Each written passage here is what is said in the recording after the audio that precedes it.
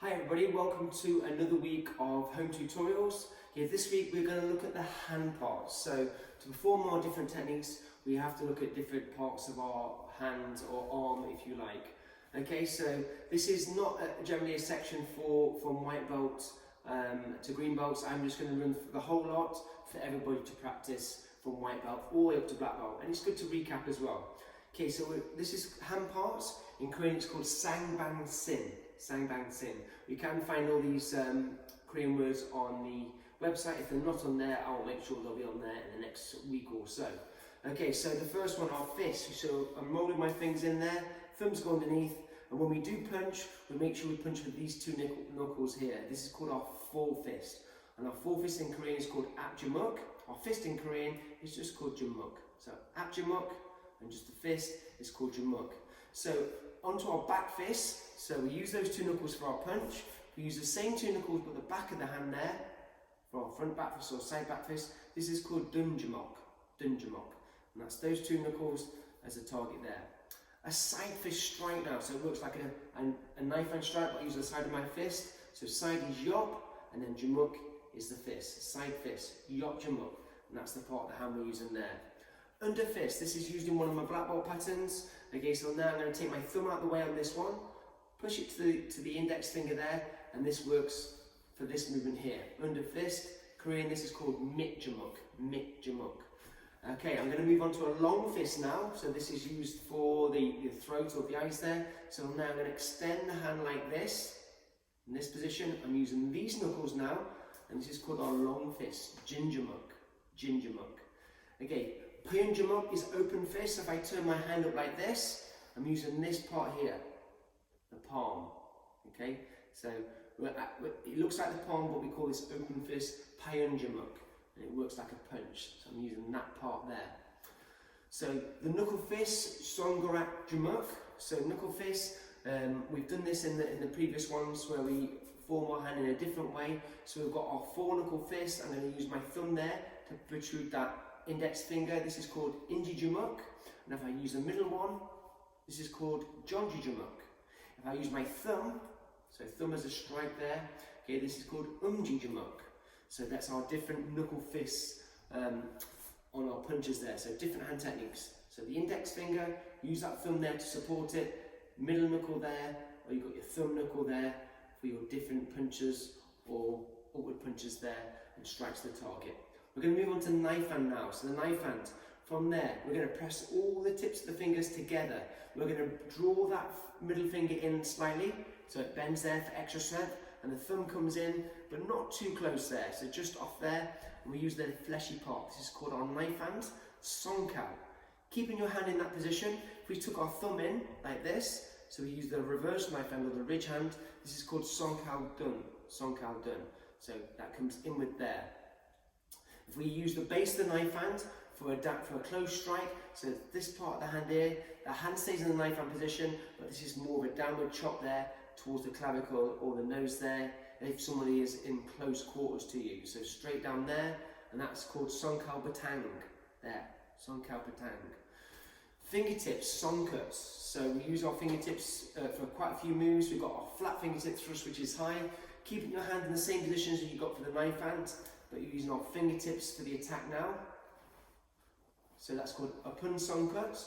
The midsection one, using our fingers in the same position there, sun songkut. Straight fingertip thrust, upset fingertip is dwijibon songkut. Okay, again we keep the hand in the same position, but it goes a different direction there. And this one that most of you probably haven't done before, this is called angle fingertip, which goes around like this. And this is called Homi Songkut. From there, you can see the right angle there. My thumb is pushed against the index finger there for extra strength, and this is our angle fingertip. Okay, so there's all the fingertip thrusts until we go on to the single fingers and the thumb, which we'll look at in the next step. Okay, so onto our finger attacks now. So we're going to use our full finger, hand songorak. So from there, nice straight finger there, and this can only go in a couple of directions here, and this obviously goes for soft points like the eyes or the throat, so that's called hand songorak. We use both fingers, this is called do songorak. Again, this will go towards the eye sockets there. So close quarters, somebody tries to grab you, straight into the eyes. Do Songarak, it's a slight bend on the fingers there for extra strength rather than having them straight there. If we use the thumb, this is called Songarak, so this can come straight into the throat there, again into the eyes, it depends what position you're in. So that is called Songarak. So we're going to move on to a different part of the hand now, which is called the arc hand. This is called Bandao Son. Okay, this is used for blocks, it can also be used for an attack as well, so straight towards the throat there. So we thrust it straight out, straight towards the throat there, or to the top of the head, just to push somebody back there. The back of the hand there, which we've used here, like this. Okay, so it works like a back fist, but we're using this part of the hand there. Our elbows, Pao Cup. So Pao Cup, there's different elbow sections. You've got your front elbow, which is at Pao Cup, Wee Pao Cup, which is our upper elbow, Duet Pao Cup, which is our back elbow, Yot Pao Cup, which is our side elbow.